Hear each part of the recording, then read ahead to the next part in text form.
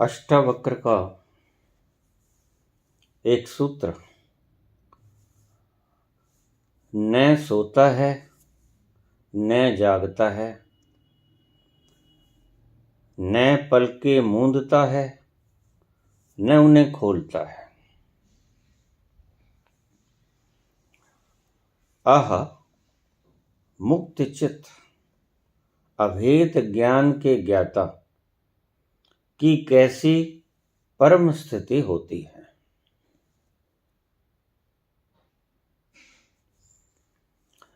वाचस्पति मिश्र के जीवन की एक कहानी है। वाचस्पति मिश्र ब्रह्म सूत्र का भाष्य कर रहे थे।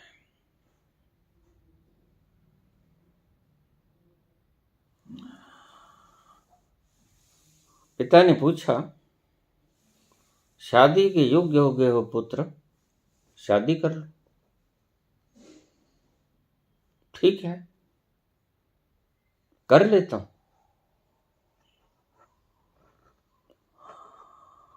लड़की देखी गई, शादी की तारीख मुकर्रर कर ली गई, बारात गई।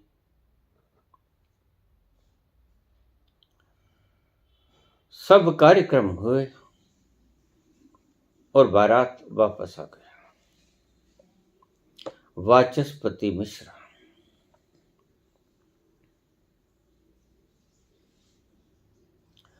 ब्रह्म भाष्य का टीका करने में जुटे हुए थे। घर आए, जहां से छोड़ के गए थे पन्ना, वहीं से शुरू कर लिया। भाष्य शुरू हो गया और ऐसे ही दिन बीतते।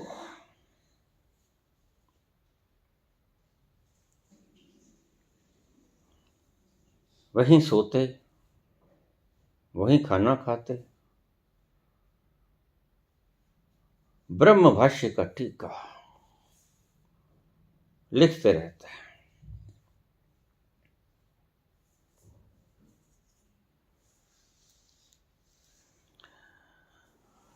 जब लिखना होता, रात्रि हो जाती तो कोई आके दिया जला जाता। भूख लगती तो कोई आकर थाली परोस देता। खाना खा लेते तो कोई आकर थाली ले जाता। पानी पी लेते, पानी का खाली गिलास ले जाता। दूध पीना होता, कोई आकर दूध दे जाता। दिन भर रात ब्रह्म भाष्य में लीन वाचस्पति मिश्र।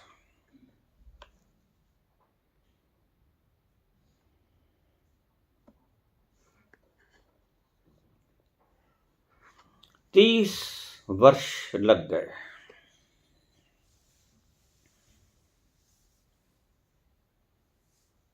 ब्रह्म भाष्य संपूर्ण हुआ।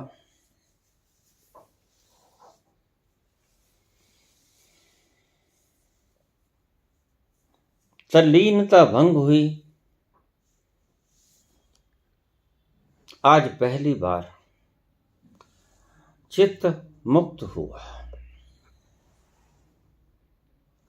काम संपूर्ण हुआ। सांझ ढल गई थी। थोड़ी थोड़ी कालिमा कमरे में प्रवेश कर गई थी। कोई आया, आकर दीपक को जला गया। दीपक जला और पहली बार उसने वो दीपक जलाने वाले हाथ पकड़ लिए। कौन हो तुम?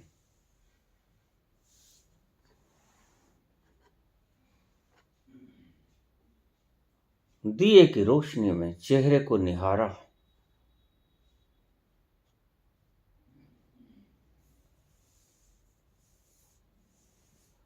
पत्नी बोली, मैं आपकी धर्मपत्नी सहभागिनी भामती। भामती? कहां से आए हो? याद करो, आज से 30 साल पहले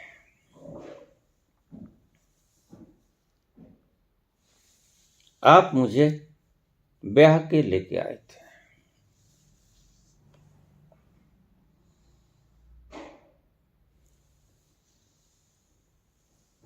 ओह, याद आया।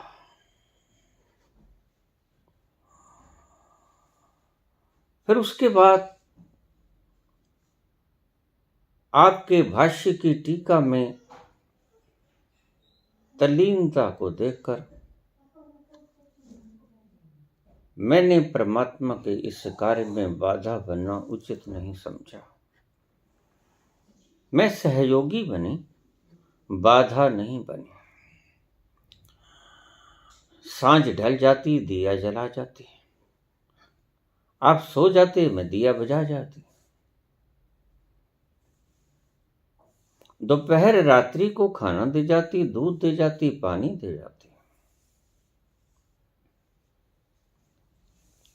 बस आपका ध्यान ब्रह्म भाष्य की टीका में और मेरा ध्यान आप में।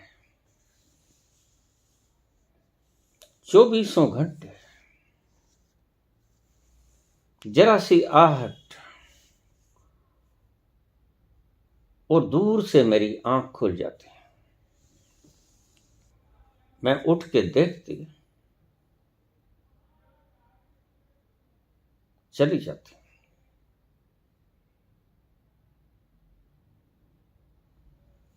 तीस वर्ष का वक्त हो गया। याद आया देवी, याद आया। लेकिन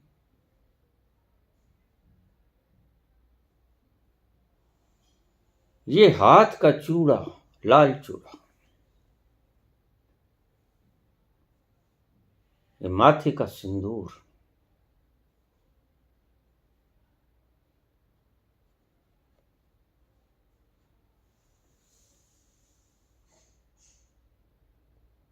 तुम काहे? मुझे झंझोड़ा नहीं तुमने?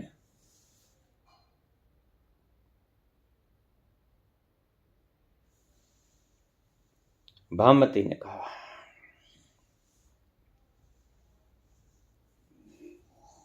हे पतिदेव, जिस काम में आप व्यस्त थे वो लोक कल्याण के हित में था, और वह इतना बृहत काम था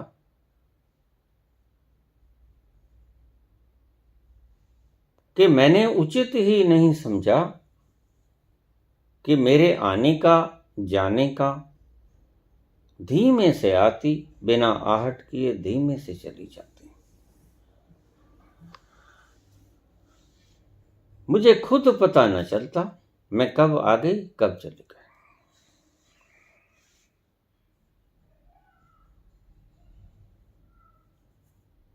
मैंने आपको बाधा बनाने की जगह आपकी सहभागिनी होना उचित समझा। आप लोक कल्याण के मार्ग पर, बुझे हुए दियों को जलाने के मार्ग पर ब्रह्म भाष्य टीका कर रहे थे। मैं समझ गई थी, इसलिए 30 वर्ष। अब वो नव यौवना करीब करीब वृद्ध हो गई थी, लेकिन आज भी और लाल चूड़ा पहने थे। आज भी वो नई सजी संवरी दुल्हन की तरह, बिल्कुल पहले दिन की तरह जब ब्याह के लाई गई थी। लेकिन ना कोई चेहरे पे शिकन था, ना कोई हृदय में विद्वेष, ना कोई हृदय में प्रायश्चित।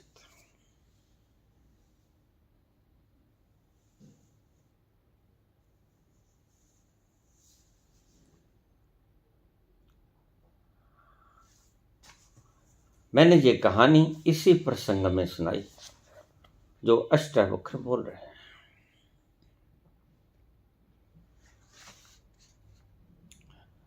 न सोता है न जागता है, न पलके मूंदता है न उन्हें खोलता है। आहा, मुक्त चित अभेद ज्ञान के ज्ञाता की कैसी परिस्थिति होती है।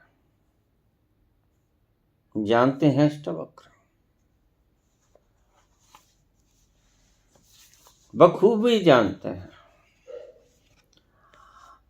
आनंद के इन लम्हों को याद कर रहे हैं। आहा, मुक्त चित। ये मुक्त चित क्या होता है? शब्द छोटे हैं, बहुत छोटा सूत्र, बाकमाल।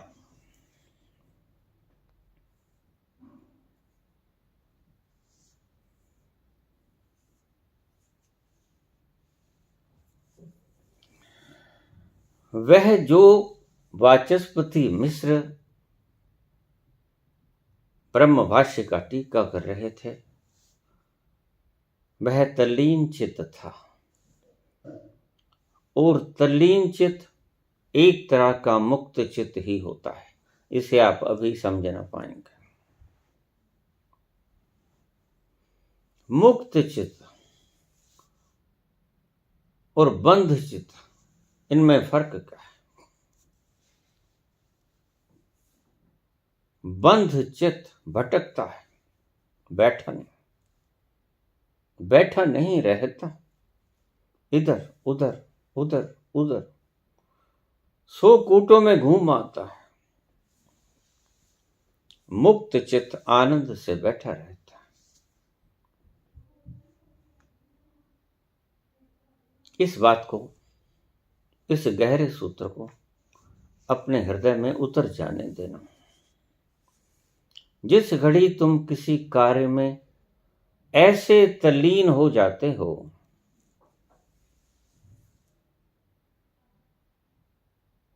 कि तुम नहीं बचते, कार्य ही बचता है, कर्म ही बचता है। ब्रह्म भाष्य का टीका होता गया।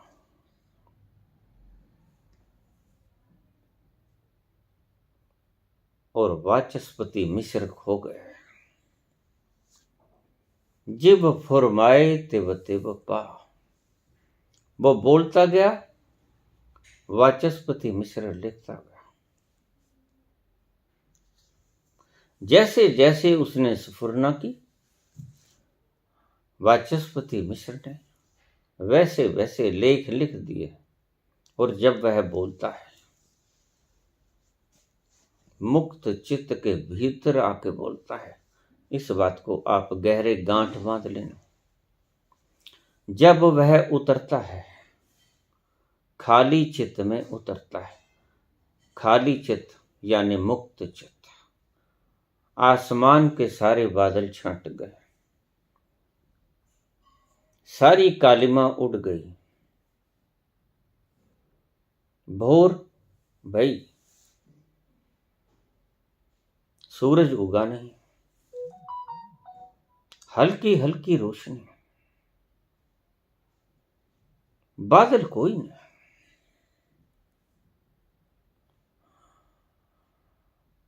सुबह की ठंडी ठंडी ताजा हवा, पास के किसी उपवन से आती हुई भीनी भीनी सुगंध, या वृक्षों पर कलरव करते वृक्ष, पत्ते, टहनियां, डालियों पर बैठे पंछी गुनगुनाते हैं, नृत्य करते हैं, कुहू कुहू करती कोयल मधुर कंठ से। ये आसपास किलकारियां मारते पंछी, ये उड़ते हुए पंखों की आहट,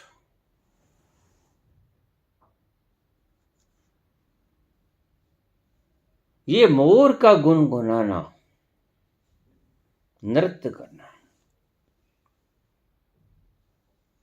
प्रकृति का एक एक जर्रा, एक एक कण खिला हुआ होता है उस भोर में। सूरज अभी उगा नहीं,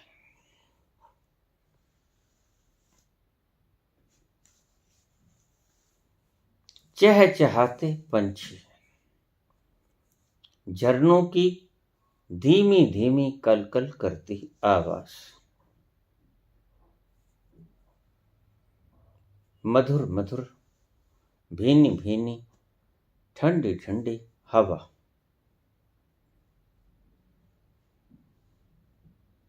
तुम्हारे बदन को छूकर गुजरती हुई है। आह, ये अष्टवक्र कहते हैं मुक्त चित्त,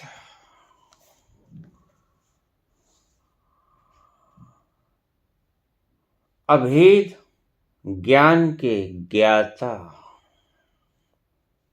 जिसका भेद समाप्त हुआ वो अभेद।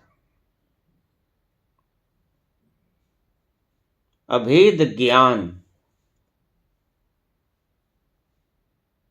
के ज्ञाता। तुम तो कहोगे हम तो जागते भी हैं, हम तो सोते भी हैं, हम तो पलक झपकते भी हैं, हम तो पलकें खोलते भी हैं। ये कैसी परिस्थिति और ये किसकी परिस्थिति, ये किसका गायन कर रहे हैं अष्टवक्र।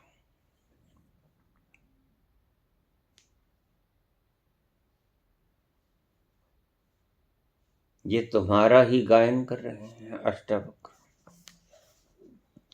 तुम्हारा स्वरूप जब आवरण रहित होता है, उसके ऊपर कोई चादर नहीं होती,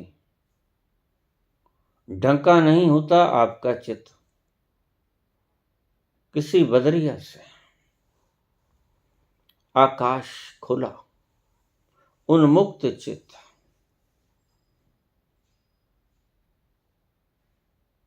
यह दशा है। दशा का वर्णन कर रहे हैं अष्टवक्र। ऐसी दशा में वह मुक्त चित्त और तब उतरता है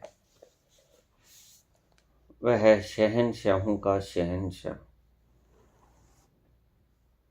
जब आप ऐसी अवस्था में होते हो, न सोते हो न जगते हो, एक एक शब्द को बड़े प्यार से समझने की चेष्टा कीजिएगा। न सोते हो न जगते हो, न पलकें खोलते हो न पलकें मूंदते हो। मुक्त चित्त अभेद ज्ञान के ज्ञाता। इस अभेद ज्ञान का ज्ञाता कौन है?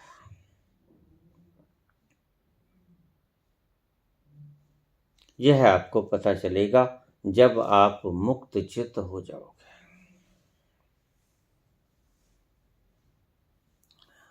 आपका चित्त सदा ही कोलाहल से भरा होता है। एक प्रश्न आया, उसने आपको उद्वेलित किया, चला गया, दूसरा आया, ऐसे लंबी कतार, दिन भर रात जिंदगियां बीत जाती हैं।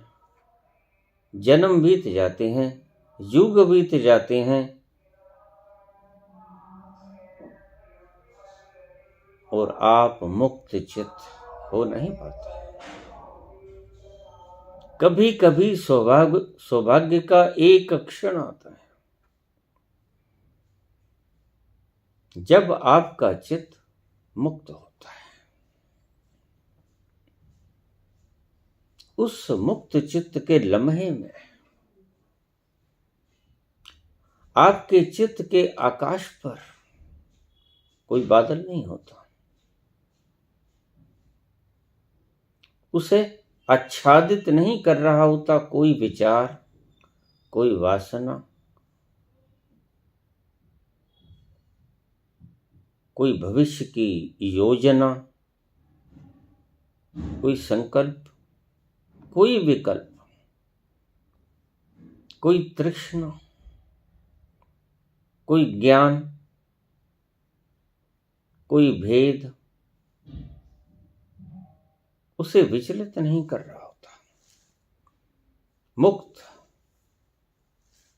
शुद्ध मुक्त, कुछ नहीं होता,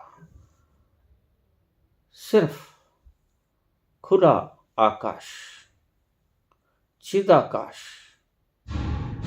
अखंड चिदाकाश। आपके चित्त के ऊपर कोई चादर नहीं होती।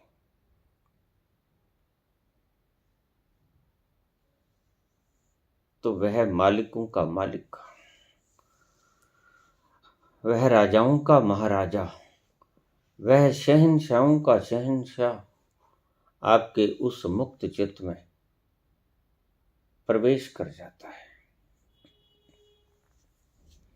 जब ऐसी दशा हो तुम्हारे चित्त की, कोयल की कुहू कुहू कान सुने, ये उड़ते हुए पंछी आसमान में, ये खिलते हुए फूल उपवन में, ये चलती हुई हवा की ठंडक ताजगी तुम्हारे शरीर को छूती हुई गुजर जाए सरसराहट करती हुई, ये पास ही के कलकल करते झरने, ये सुबह की घास पर छोटी छोटी ओस की बूंदें,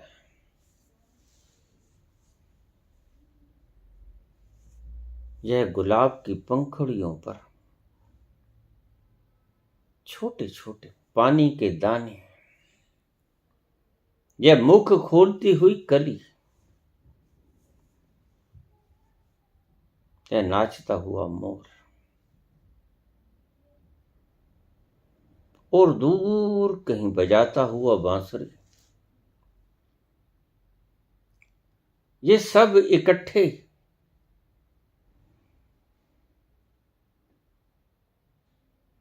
तुम देख रहे हो और ये इंद्रियां सुन रही हैं। सभी इंद्रियां अपने अपने कार्य साक्षी भाव में देख रही हैं। ये आवाजें, ये स्पर्श हवा का, ये सुंदर दृश्य पंछियों का उड़ना, फूलों का खिलना, बाग की घास के ऊपर उसके सुबह सुबह मोती, सभी इंद्रियां अपनी काम कर रही होती और तुम इन्हें निहारते होते। उस क्षण में उतरता है, उस मुक्त चित्त में, उस खाली जगह में उतरता है परमात्मा। यह एक दशा बता रहे हैं अष्टावक्र आपको। जब ऐसी दशा होगी आपकी चित्त की, यहां इंद्रियों का कोई जिक्र नहीं। आप किस पोस्चर में बैठे होंगे, आप किस पोस्चर में उठे होंगे, टहलते होंगे, लेटे होंगे, किसी पोस्चर का कोई जिक्र नहीं। तब वो उतरेगा आपके उस मुक्त आकाश में। बाबा, मैं ध्यान करते वक्त रीढ़ की हड्डी में दर्द के कारण ज्यादा बैठ नहीं पाता, लेटना पड़ता है। क्या लेट कर ध्यान कर सकता हूं या किसी विशेष पोस्चर में? ध्यान में बैठे हुए रीढ़ की हड्डी को सीधा रखूं या दर्द के कारण अगर झुकती है तो झुका लिया करूं? मैं किस पोस्चर में बैठूं जो ध्यान सहज लग जाए? अष्टावक्र किसी पोस्चर का जिक्र नहीं कर रहे, और मैं आपको छोटी सी बातें समझा देता हूं। शरीर के पोस्चर का सवाल ही नहीं। जिन लोगों ने शरीर के पोस्चर का जिक्र किया उनके कारण कुछ और रहे थे।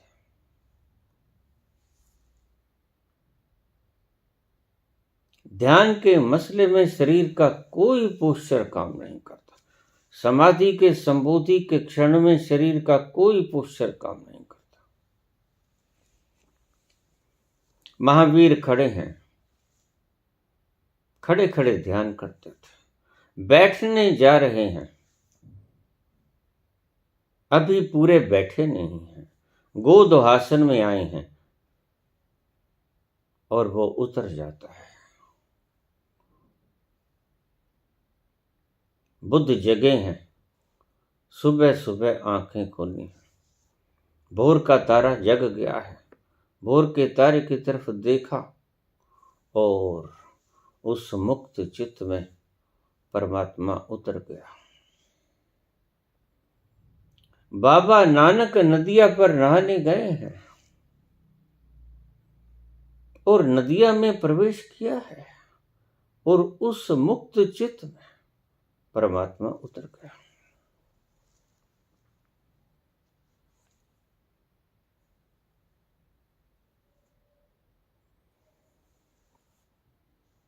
परमात्मा तुम्हारे शरीर का कोई पोस्चर नहीं देखता।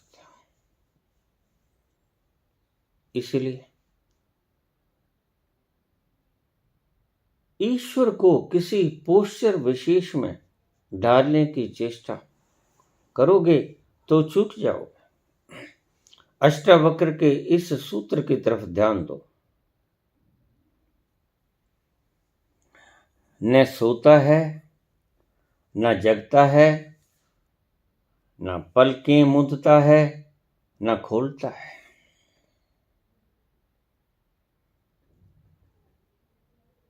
क्योंकि पलकें खोलती हैं आंखें, तुम नहीं। सोता है शरीर, सोता है थका हुआ मन, तुम नहीं। न सोता है, न जगता है, और जो सोएगा वो जगेगा।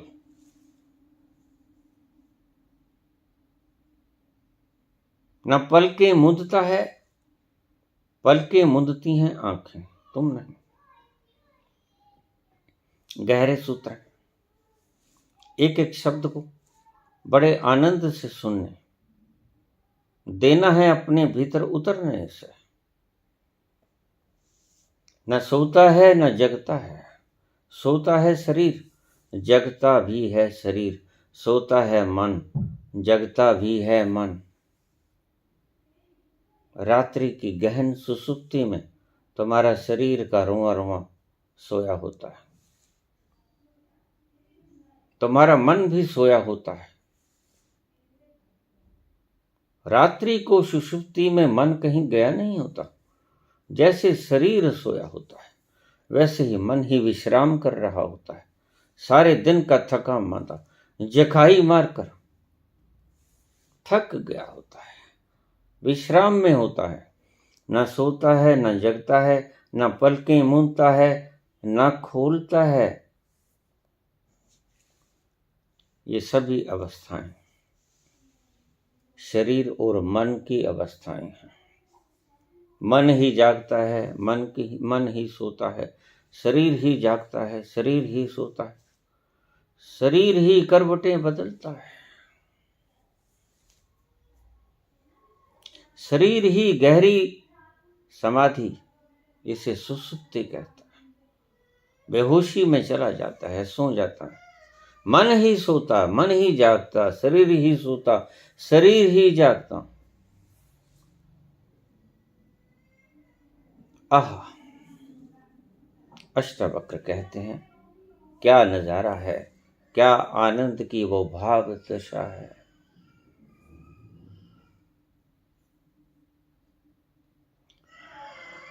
मुक्त चित्त,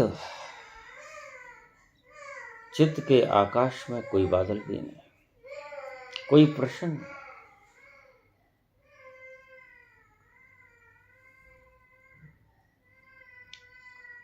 कोई बादल आकर सूरज को ढकता नहीं।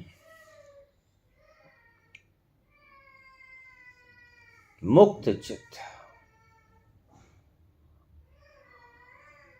चित्त में जब कोई वासना नहीं होती, चित्त में जब कोई परियोजना नहीं होती, कल्पना नहीं होती, भविष्य का कोई क्रियाकलाप, सामने मानचित्र नहीं पड़ा होता, सामने सफेद कागज नहीं पड़ा होता जिसके ऊपर आप अपनी योजनाएं बना सको। अतीत की स्मृति नहीं होती चित्त में, कुछ याद नहीं कर रहे होते, कुछ भूलने की कोशिश नहीं कर रहे होते, बस मुक्त चित्त। यह एक सूत्र, इसे बांध लेना।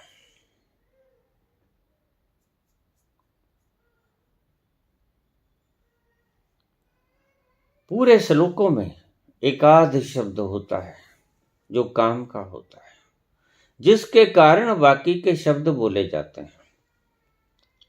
अब इस श्लोक में एक शब्द है मुक्त चित्त, बस इसी के कारण बाकी के शब्द बोले गए। तुम्हारा चित्त सभी प्रकार के प्रश्नों से, सभी प्रकार की योजनाओं से, अतीत की स्मृतियों से, कल्पनाओं से, वासनाओं से, विचारों से, जिस घड़ी हीन हो गए, सब हट गया। ये काले बादल हैं, ये पर्दा है, ये आवरण है जो तुम्हारे चित्त को ढके रहते हैं। और आवरण युक्त चित्त में वह शहंशाह का शहंशाह प्रवेश नहीं करता, वह प्रवेश करता है मुक्त चित्त में।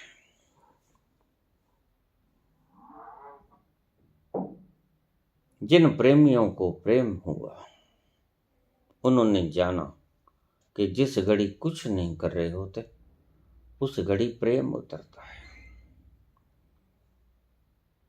जिन संबोधि युक्त महान आत्माओं ने उस अवस्था में प्रवेश किया, उन्होंने जाना कि उस वक्त चित्त के आकाश पर कोई शब्द नहीं था, न प्रश्न, न वासना, न कल्पना, न भविष्य की योजना, न अतीत की स्मृतियां।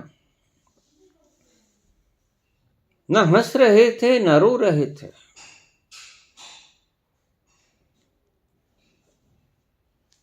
अचेष्ट, चेष्टाहीन, सहज थे। उस सहज चित्त में उतरता है वो आनंद का सागर, जिसको आप पीने के लिए हर पल, 24 घंटे, हर युग युग में, हर जीवन में उसकी आकांक्षा किए रहते हो कि वो हमें मिले, और प्रत्येक जन्म में चूक जाते हो। कारण रास्ते गलत मिल जाते हैं।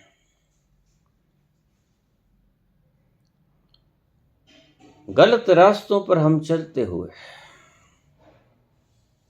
वहां तक पहुंच नहीं पाते जहां चित्त मुक्त दशा में, उन्मुक्त दशा में ठहरा हुआ हो, जरा भी उसमें लहर न हो वासना की, कल्पना की, स्मृतियों की, मैं ये हो जाऊं, मैं वो हो जाऊं। ठहरा हुआ चित्त, कोई सोच नहीं, कोई शब्द नहीं, बस ठहरा हुआ। उसमें उतरता है वो शहंशाह, उसमें उतरता है वो मालिक, वो सर्वव्यापक।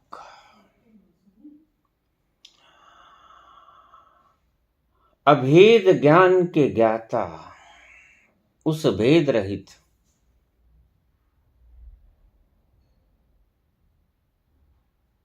दो का होना, भेद का होना है, और दो का न होना जिसे हम अद्वैत कहते हैं, वो एक का होना, उस परम का होना है, और वो ही सच्चा होना है। जैसे ही तुम दो में आए, भेद चित हुए, वैसे ही तुम भटके। जैसे ही चित्त में भेद प्रवेश किया, तुम्हारा चित्त दूषित हुआ।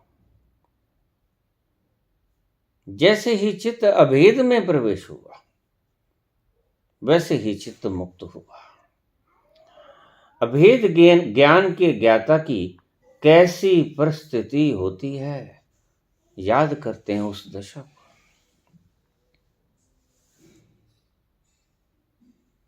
कैसी दशा होती होगी उस वक्त। आहा, कहते हैं आपको इंगित भी कर रहे हैं इशारे से, वो कैसी दशा होती है।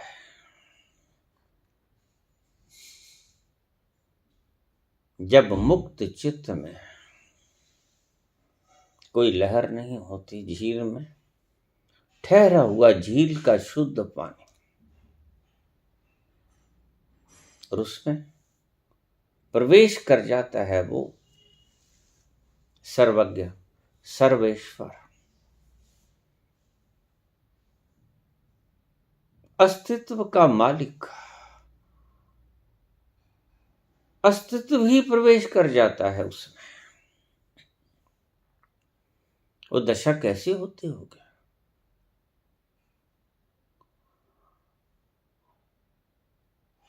जब बूंद के ऊपर समुद्र गिर जाए,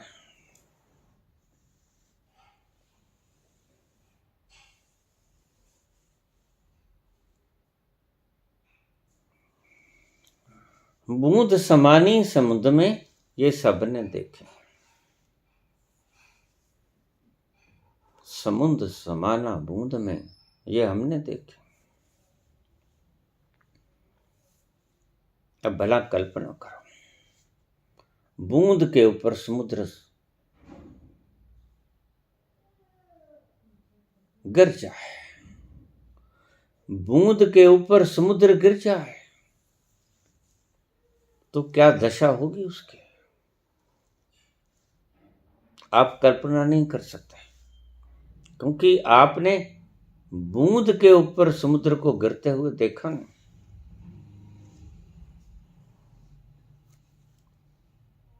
उस मुक्त चित्त की दशा में बूंद के ऊपर समुद्र गिर जाता है, आनंद का, मदहोशी का, खुशी का,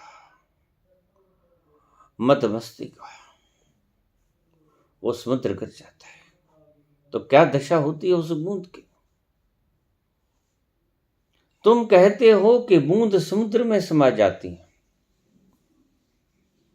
लेकिन मैं कहता हूं कि समुद्र बूंद में समा जाता है। ऐसे तो तुम्हें पता ही नहीं चलेगा। बूंद गई और समुद्र में टपकी और मिल गई। आपके चित्त को जरा भी प्रभावित नहीं करेगा ये शब्द। आपके चित्त को प्रभावित करेगा ये शब्द कि बूंद के ऊपर गिरा बूंद के ऊपर उल्टा, बूंद के ऊपर वर्षा, समुद्र। तो वो दशा का कल्पना करो आप, क्या होगी वो दशा, उस बूंद का क्या होगा। बूंद ढूंढे से भी नहीं मिलेगी। बूंद का अस्तित्व ढूंढे से भी नहीं मिलेगा। यही था कारण इन शब्दों का, यही था अर्थ इन शब्दों का। जब बूंद पर समुद्र गिर जाता है तो उस बूंद की क्या दशा होती है, अवाक,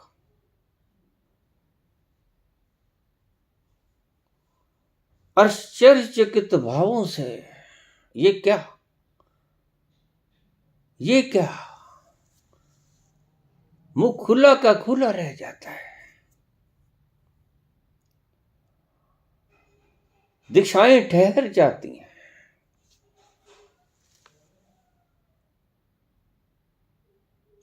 वो अपरिसीम आनंद का सागर एक छोटी सी बूंद के ऊपर पूरे का पूरा समूचा गिर जाए तो उस बूंद की क्या दशा होती होगी।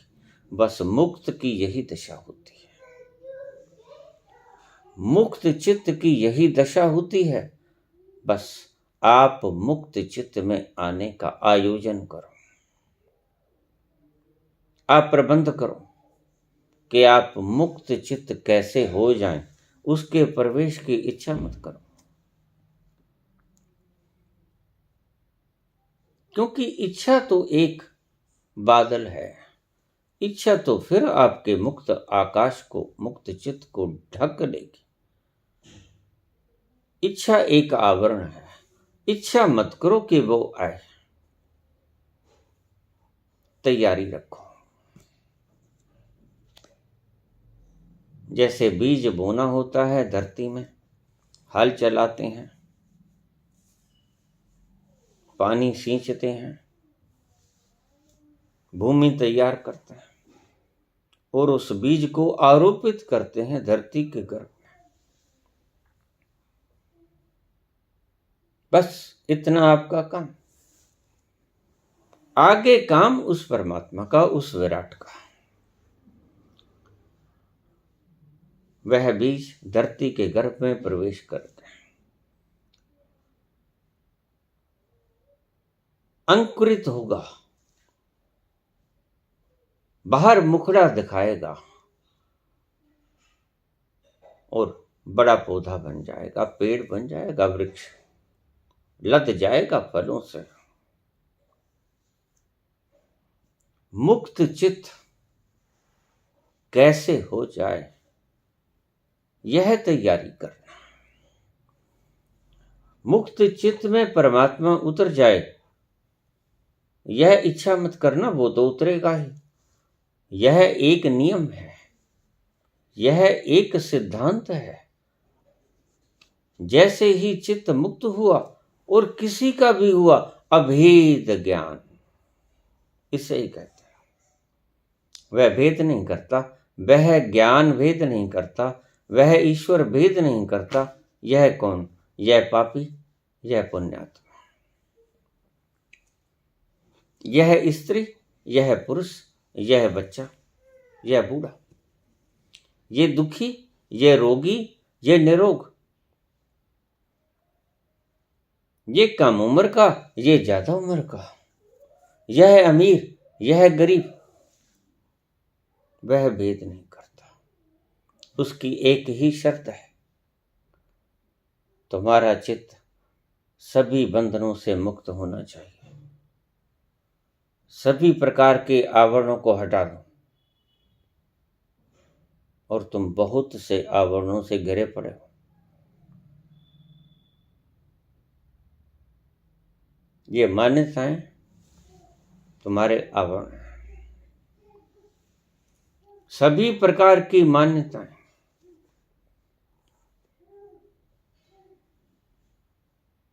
तुम्हारे आवरण है, ये तुम्हारे चित्त को मुक्त नहीं करते, तुम्हारे चित्त को बांधते हैं। सभी स्मृतियां, सभी वासनाएं, कुछ भी बनने की वासना, कुछ भी बनने की इच्छा वासना है। अष्टावक्र कहते हैं इन सभी से मुक्त होना है। कबीर स्कूल नहीं जाते, नानक स्कूल नहीं जाते, लेकिन परमात्मा उनमें उतरता है। तो परमात्मा के लिए उतरने के लिए क्वालिफिकेशन क्या है?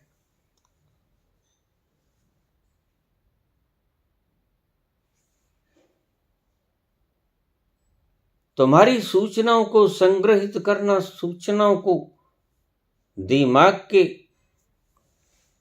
न्यूरॉन्स में संचित करना, यह नहीं है क्वालिफिकेशन उसके उतरने की। और तुम सदा सदा रोज हर घड़ी हर पल यही कुछ कर रहे हो। कभी किसी गुरु के शब्द दिमाग में, कभी किसी के, कभी किसी शास्त्र के, कभी खुद के सोच के, सभी तुम भर लेते हो इस कूड़े को।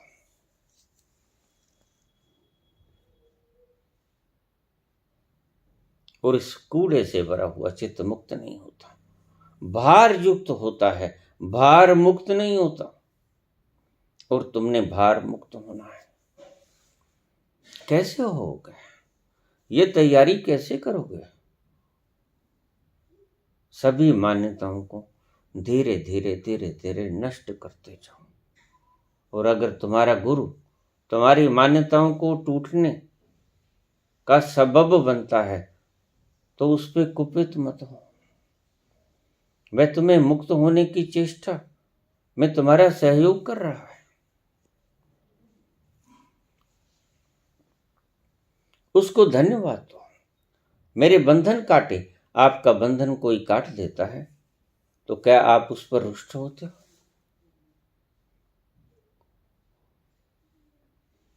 यद्यपि गुरु धन्यवाद की इच्छा नहीं करता, यद्यपि गुरु धन्यवाद की कामना नहीं करता, उसको तो आपके बंधन काटने में ही बहुत आनंद मिलता है।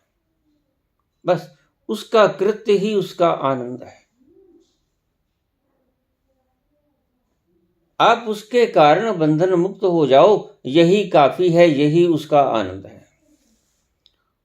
और इसीलिए वो आपके बंधनों को काटता है, क्योंकि उसको बंधनों को काटने में ही आनंद है। उसे पता है कि जब वो बंधन मुक्त हुआ था स्वयं, तो कौन उतरा था। आहा, चित्त की ये चित्त मुक्त दशा, अभेद ज्ञान की अवस्था में प्रवेश, कैसी परिस्थिति होगी उस दृष्टा की। परम प्रसन्न होते हैं इन बातों का व्याख्यान करके अष्टावक्र। अष्टावक्र गुरु है। जनक के सामने ये शब्द बोलते हैं, तुम्हारी रस्सियों को, बेड़ियों को मैंने काटा, यह ही मेरी प्रसन्नता का कारण है। और अगर मुझे कर्म में ही आनंद ना आया तो कर्म का फल अलग से तो मिलने वाला है नहीं, कर्म में ही फल है। आग के अंदर हाथ डालना ही फल लेकर आएगा। जैसे ही आग के भीतर से अपना हाथ निकालोगे, साथ में फल भी आएगा, जला हुआ हाथ।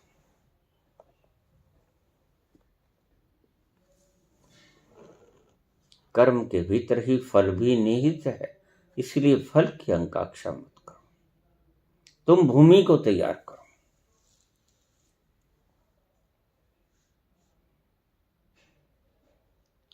तैयार करके आनंद से आराम से बैठ जाओ। लक्ष्य विहीन, कुछ सोचो नहीं, कुछ इच्छा मत करो, कुछ जिज्ञासा मत करो। इन जिज्ञासाओं ने कभी किसी को कुछ नहीं दिया। इन सूचनाओं ने कभी किसी को कुछ नहीं दिया। सूचनाओं से रहित, सूचनाएं भी बंधन है। सूचनाएं भी चित्त के ऊपर छाए हुए वो बादल हैं जो आपको बांधते हैं। सूचनाएं, वासनाएं, कल्पनाएं, इच्छाएं, आपकी अतीत की स्मृतियां, यादें, ये सब बंधन है। ये आपके मुक्त चित्त को बांधते हैं, ये आपके मुक्त चित्त को आवरण से युक्त करते हैं। और आपका लक्ष्य है इन सभी आवरणों को हटा देना। अगर हीरे ने कीचड़ के भीतर छलांग लगा दी है और जन्मों जन्मों तक उस कीचड़ के भीतर वो पड़ा है, गहरा पर्वत, उसके ऊपर परतें जमाए बैठा। तो इन परतों को धीरे धीरे उगाड़ना होगा, खुरचना होगा। धीरे धीरे एक एक परत उगड़ेगी। हिमालय पर्वत जैसी ऊंची ऊंची आपने कीचड़ की परतें जमा ली है अपनी आत्मा के आनंद के ऊपर, और फिर आनंद की कामना करते हो। तुम्हारे ही भीतर छुपा वो आनंद। बस एक ही मांग है कि इस सुमेरु जैसे कीचड़ को धीरे धीरे खुरच दो, हटा दो। इन मान्यताओं को हटा दो। ये मान्यताएं किसी की हैं, तुम्हारी नहीं। किसी का अनुभव होंगी लेकिन तुम्हारा नहीं। तुम्हारा अनुभव ही तुम्हें मुक्त कर पाएगा। तुम्हारा अनुभव ही तुम्हें खुशी दे पाएगा। तुम खाओगे तो भूख मिटेगी, तुम जल पियोगे शीतल तो प्यास मिटेगी।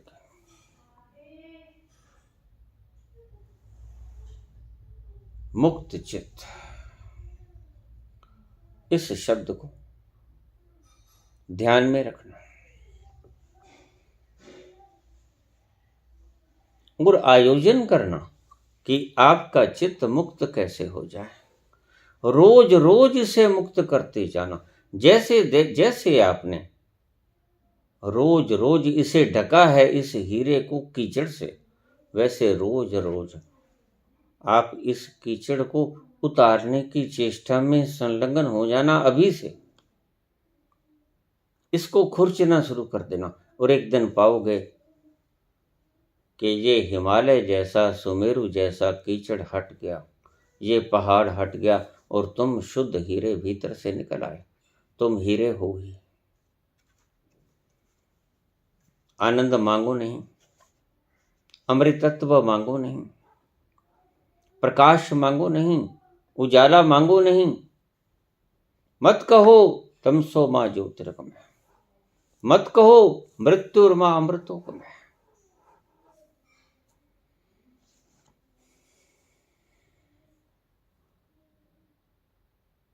तुम अमृत पुत्र हो ही।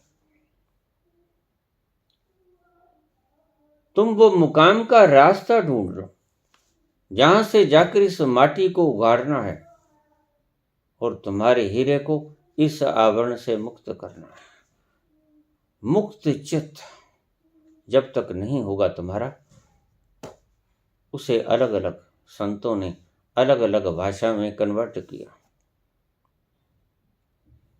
भगवान राम कहते हैं, निर्मल मन जन सोई मोही भावा, मोही कपट छल छिद्र न भावा। कबीर कहते हैं, कबीरा मन निर्मल भयो, ज्यों गंगा को नीर, पाछे पाछे हरि फिर, कहत कबीर कबीर। अब तुम ढूंढते हो आनंद को, खुशी को, फिर आनंद तुम्हें ढूंढेगा। पाछे पाछे हरि फिर, हरि यानी आनंद, खुशी, अथाह खुशी, अनंत खुशी, अखंड खुशी। पाछे पाछे हरि फिर, खुशी तुम्हें ढूंढेगी। अब तुम खुशी को ढूंढ रहे हो।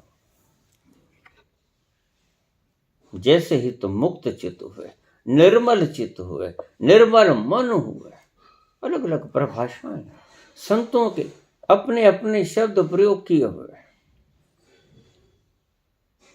पाछे पाछे हरिफर कहत कबीर कबीर। तुम्हें खुशी के पीछे नहीं भागना पड़ेगा, खुशी तुम्हारे पीछे भागेगी, आनंद तुम्हें ढूंढता फिरेगा। बस मुक्त चित्त हो जाओ, चित्त के ऊपर से सारे आवरण के पर्दे हटा दो, धीरे धीरे धीरे धीरे। और जो व्यक्ति आपके आवरण के पर्दे हटाने में आपका सहयोग करे, उसको धन्यवाद दीजिए। धन्यवाद।